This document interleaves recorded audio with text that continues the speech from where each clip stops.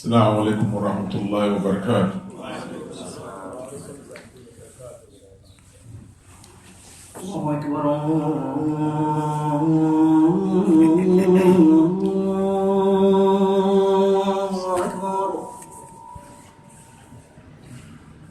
الله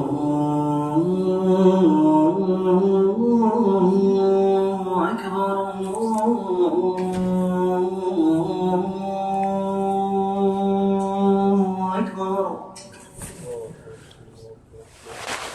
أشهد أن لا إله إلا الله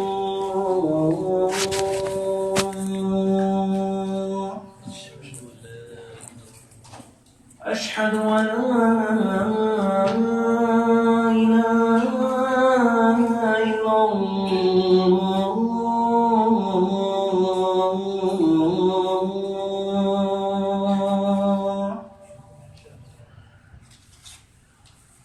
أشهد أن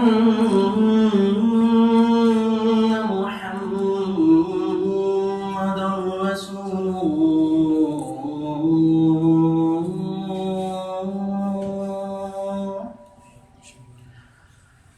أشهد أن محمدا رسول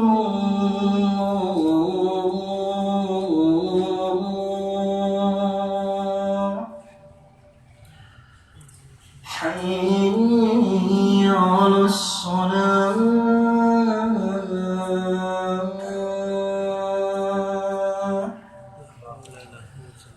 حي على الصلاة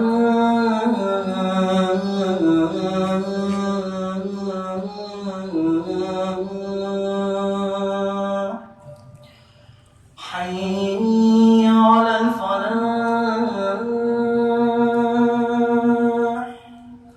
حي على الفلاح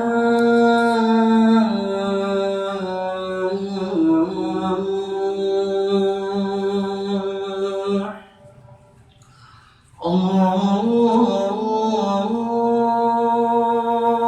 أكبر الله أكبر لا إله إلا الله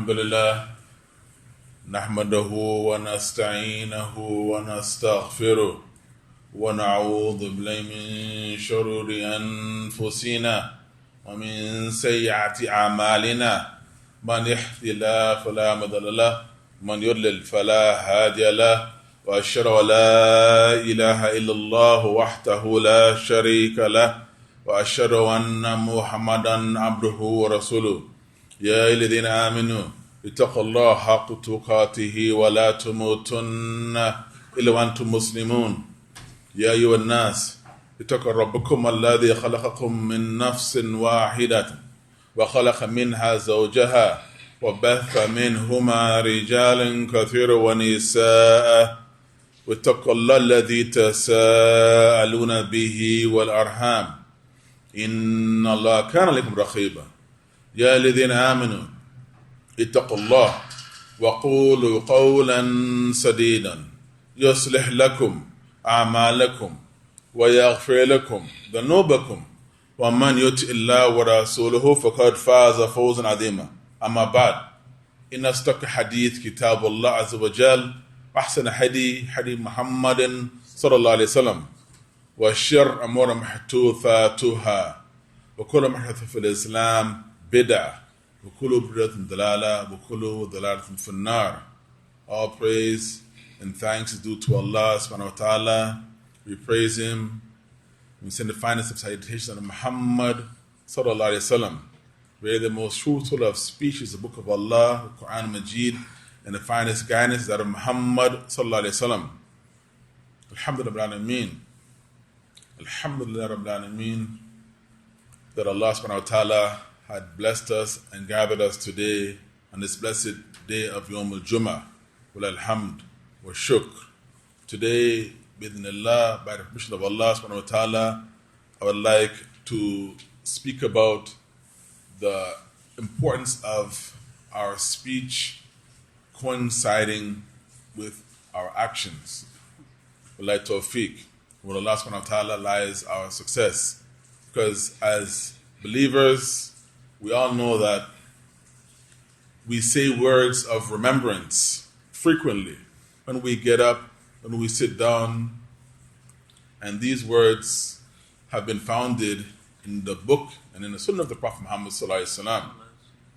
But today I want to remind us of the importance of having a conscious heart attached to those words of remembrance that we as believers have become accustomed to doing. But at the same time, we may have lost touch with ourselves or with being conscious to repeating those words. And as the old saying goes, our actions speak louder than words. Or in the Arabic method, lisan al-hal ablagh min lisan al-maqal. That at times we may be in the habit of doing things or saying things, but that which is inside of our hearts is the main thing. Our actions, that they coincide with that which is actually in our hearts. That Allah subhanahu wa ta'ala, alam al-ghayb wa shahada, the one who knows and sees and knows deeply the whispers of our hearts.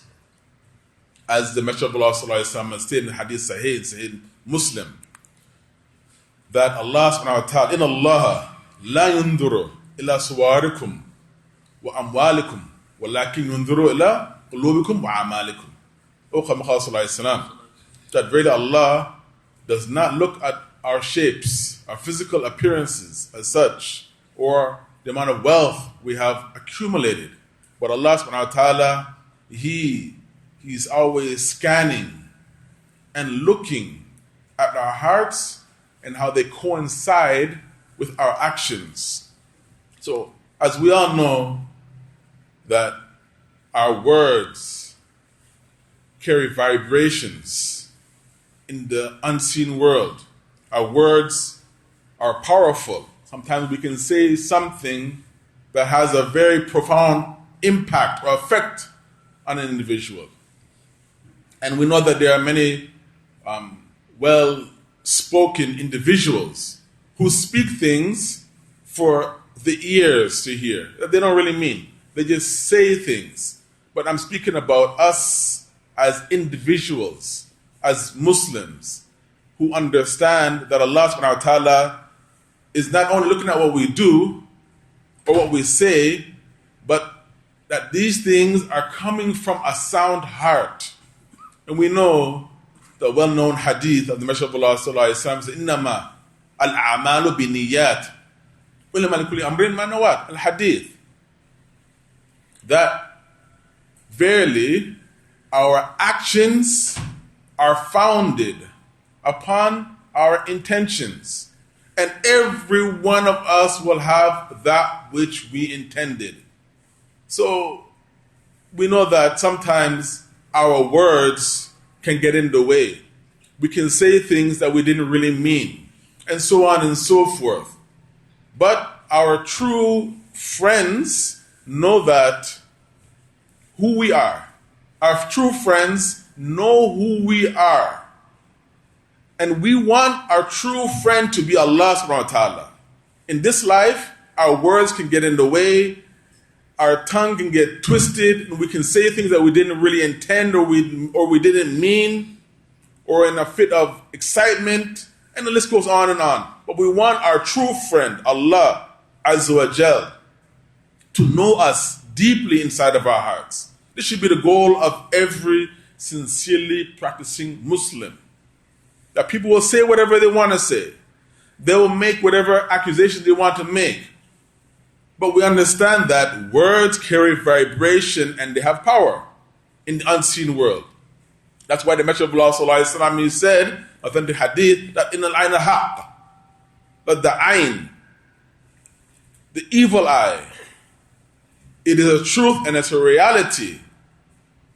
So we have to understand that we need to always praise Allah. As Rasulullah Sallallahu Alaihi Wasallam said, whenever we see something that ajabna, that impresses us about ourselves or in our fellow Muslim brethren, فَدِعُوهُ بِبَرَكَةٍ, we should pray for Allah's barakah on ourselves or on the person. We don't stare. We don't try to harm our brother by looking, or they call it the nazar. As Ibn Qayyim al-Jawzi has stated in his book, Tibb al-Nabawi, Medicine of the Prophet, that the properties of the evil eye is emanating from a person's heart, which is similar to the venomous stare of the snake, who puts its unsuspecting prey into a trance before it strikes. Allahu Akbar. Allahu Akbar. The Prophet ﷺ had advised us to make the remembrance of Allah wet on our tongues. The Prophet ﷺ advised his companions, who always wanted to show and prove their love and obedience for Allah and the Rasul. The Prophet ﷺ, Allah yadurrukum, can I not guide you and show you to something which is better, that you spend and you were to go and meet your enemy and they were to fight you and you were to strike their neck and they were to strike yours? They said, Bala ya Rasulullah. He said, Dhikrullah ta'ala. Do not make your tongue ratab, wet, moist with the dhikr of Allah subhanahu wa ta'ala. And in regards to the power and the impression of our words, the Prophet ﷺ advised his companions to make the isti'adah, to make the words of remembrance and protection over your children, like he used to do for Al-Hasan and Hussein. He said ﷺ used to do this like Ibrahim alayhi used to do for his children. أعوذ بكم بكلمات الله التامة من كل شيطان وهامة ومن كل عين لامة. I seek refuge in you too, in the perfect words of Allah. أعوذ بكم بكلمات الله التامة, in Allah's perfect words, from every evil shaitan and every malicious evil eye. So, as believers in Allah subhanahu wa ta'ala, we make words of remembrance light on our tongue and wet on our tongue. But it's much more effective when we're conscious of what we're saying. We believe, walil hamd, but most of the time we're saying things without really being connected consciously to these words of remembrance. As Muslims, we say words that are very familiar to all of us. When we meet each other, we greet each other after Assalamu alaikum, kif hal, tamam, mazboot. We say, Alhamdulillah. We will say this when we meet as Muslims. But at the same time, we will complain about everything in our lives. If we have time, after Alhamdulillah, we will complain, which is something which is totally contrary to saying Alhamdulillah. So we have to understand, as believers, being in the habit of complaining or fault finding about ourselves, the masjid, the imam, and the government, inflation, and the list goes on and on and on.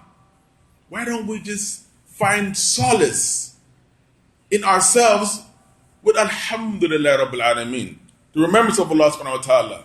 Because we do not want to die as a regretfully ungrateful disbeliever.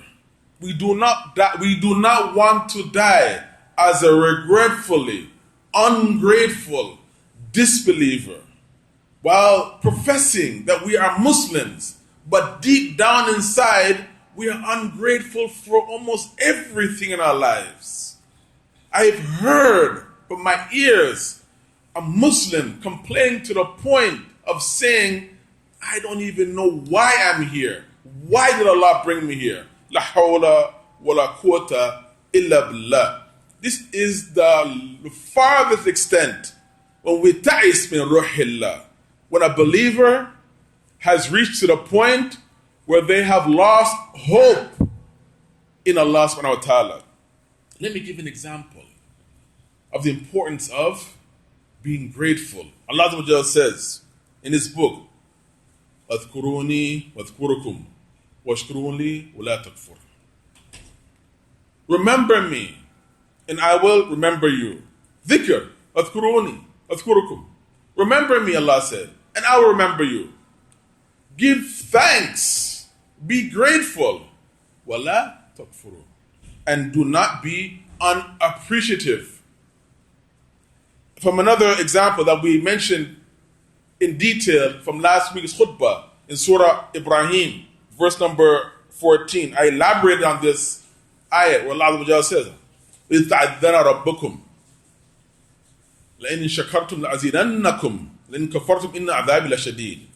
When your Lord had made a proclamation by swearing by Himself, if you give thanks, then I will give you more of my blessing. وَإِن كَفَرْتُمْ, but if you are ungrateful and unappreciative, إِنَّ عَذَابِي لَشَدِيدٌ, verily my punishment is severe. I also mentioned the last part of the verse in Surah Ibrahim, where Allah says, verse number 32 to 34. Allah الذي خلق السماوات والأرض أنزل من السماء ماء فأخرج به من الثمرات رزق لكم وسخر لكم الفلك لتجري في البحر بأمره وسخر لكم الأنهار وسخر لكم الشمس والقمر دائبين وسخر لكم الليل والنهار وآتاكم من كل ما سألتموه وإن تعدوا نعمة الله لا تحصوها إن الإنسان لظلوم كفار. صدق Allah. Allah subhanahu wa ta'ala reminds us, Allah is He who created the heavens and the earth and sends down the water from the sky, and by which brought forth many types of vegetation, rizqun lakum, as provision for us. And He has made the ships to be of service to us, that we may sail through the sea by His command. And He has made the rivers to be of service to us. And He has made the sun and the moon, both constantly pursuing their course, to be of service to us. And He gave us all that we had asked for. And if we were to try and to count the many blessings of Allah subhanahu wa ta'ala upon us, la tahsuha, we would not be able to do so. Verily, mankind is an extremely unappreciative disbeliever. Allahu Akbar. Allah subhanahu wa ta'ala described humankind as disbelievers. Allah subhanahu wa ta'ala, لَظَلُومًا كُفَّارٍ, He says, that we are oppressive to ourselves, that we have been given so much, and we are able to afford and take care and maintain of not only ourselves, but others. But the only thing we can do is find fault. The only thing we look for is for faults and imperfections in life. The word Allah subhanahu wa ta'ala uses over and over again in the Quran and the Sunnah is kufr, kafara, which means a person who is ungrateful or unappreciative of the many favors that Allah subhanahu wa ta'ala has bestowed upon us. So, my dear Brother and Iman, we need to be extremely careful that we become unappreciative of the many blessings that we cannot. Allah subhanahu wa ta'ala said that if we were to try and enumerate and count the many blessings, la tahsuha, we will not be able to count them. Like if we were to put sand into a bottle, can we count the grains of sand? We have been given so many blessings. But yet, only thing we can do is to find fault. You hear us saying this every day, speaking about inflation and how prices are going up. Prices were where they were, and prices are where they at. But Alhamdulillah Rabbil Alameen. We have to say Alhamdulillah Rabbil Alameen, sincerely from our hearts, and know that Allah subhanahu wa ta'ala will bless us. And what is opposite of kufr? Shukr. When we identify with the blessings that we have been bestowed from Allah subhanahu wa ta'ala, then, bi'idhnillah, we will become to be a real believer in word and deed. Ibn Qayyim al-Jawzi has said that shukr is when one displays the effects of the blessings of Allah subhanahu wa ta'ala upon the tongue by praising Him, and in the heart by appreciating Him, and by witnessing the favors of Allah subhanahu wa ta'ala upon us by way of submission and obedience. And there's a narration in Sir Alam Nubuwa and Ibn Abi Dunya, who said that Dawood alayhi salam asked Allah, what is the least amount of blessings upon us? Allah revealed to him and said, take a breath. Take a breath. When he took the breath, Allah subhanahu wa ta'ala said, this is the least of my blessings upon you. Subhanallah. Allahu Akbar. Allah subhanahu wa ta'ala causes us unconsciously, without any effort on our part, to breathe in oxygen into our lungs, which passes through our bodies, Allahu Akbar, by means of our bloodstream, subhanallah. And at the same time, without any effort on our parts, Allah subhanahu wa ta'ala, He causes a waste gas to be expelled from our bodies, known as carbon dioxide, to move out throughout our body and to move and come into our blood and into our lungs and to be exhaled from our bodies. Allah subhanahu wa ta'ala has been causing this thing to go on in our bodies without us even thinking or making an effort. They say about 22,000 times a day we breathe without even thinking about it. It's amazing for us when we come to that realization that we were nothing. We were nothing. And then Allah subhanahu wa ta'ala caused us to be here in the form of a drop. And we're here. Most of us, alhamdulillah rabbil alameen, alive and well, with our faculties intact. But yet, we have still yet to realize that our life is a test. Allah reminds us in Surah Insan, هل أتى على الإنسان حين من الدهر لم يكن شيئا مذكورا إنا خلقنا الإنسان من نطفة أمشاج نبتليه وجعلناه سميعا بصيرا إن هديناه سبيل إما شاكرا إما كفورا. صدق Allah. Have we considered that there was a period in our existence when we were something not even worth mentioning? When we were a thing called amshaj nabtalihi, a substance that was mixed, a fluid between the male and female. And Allah caused that to go forth, and now we are created as a human being. And Allah gave us hearing and seeing. Allah mentioned these two, hearing and seeing. And then Allah, He guided us by means of our hearing and our sight. These are our main faculties. They're connected to our head, sabilain, the two paths, to find out if we will be thankful or will be a disbelieving ingrate. May Allah subhanahu wa ta'ala bless us so that we can be true gratefully thankful Muslims in word and deed and intention. Ameen, ameen, ameen.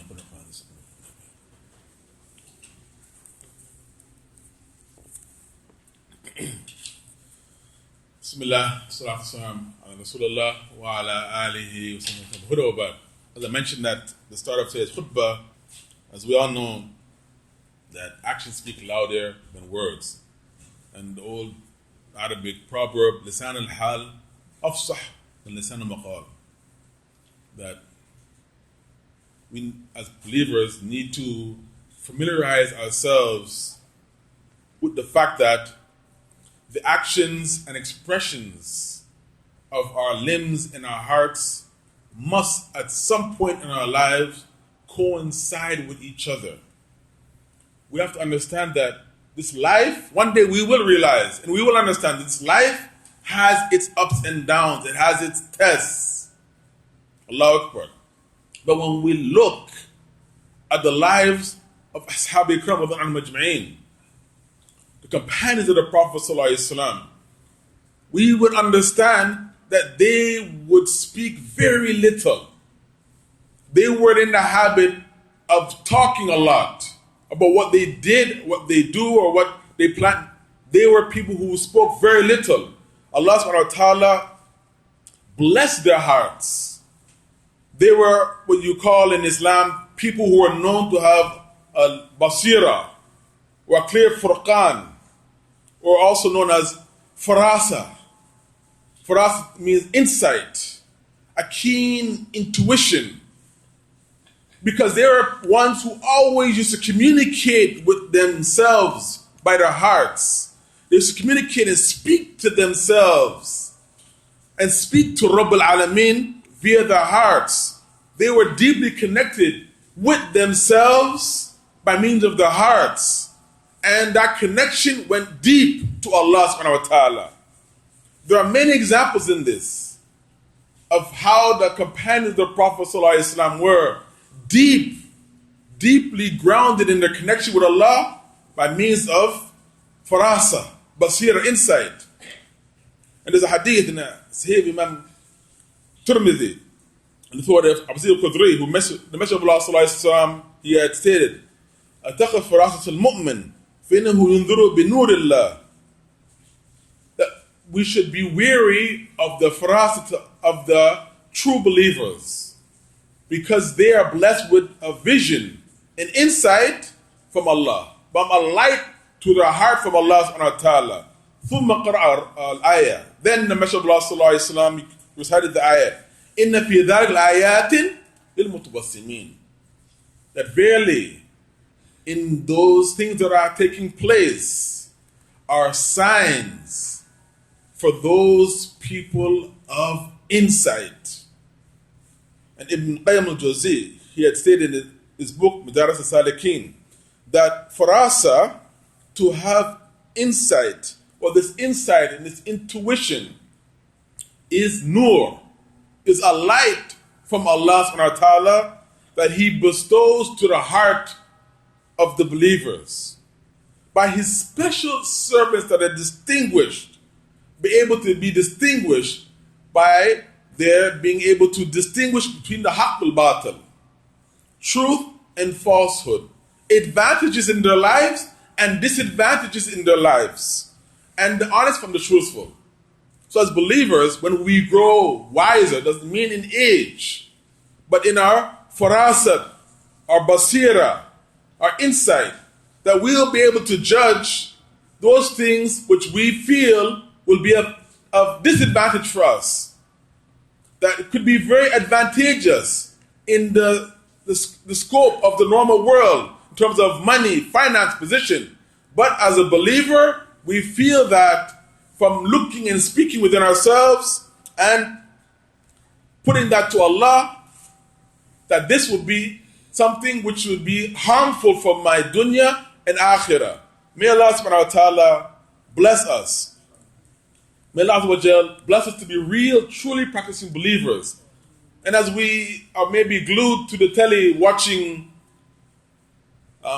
the many football matches and stuff, you may see the Muslims make a thing which is known as sujood al-shukr. And this is a very good thing that I want to remind myself and y'all to be in the habit of making sujood al-shukr.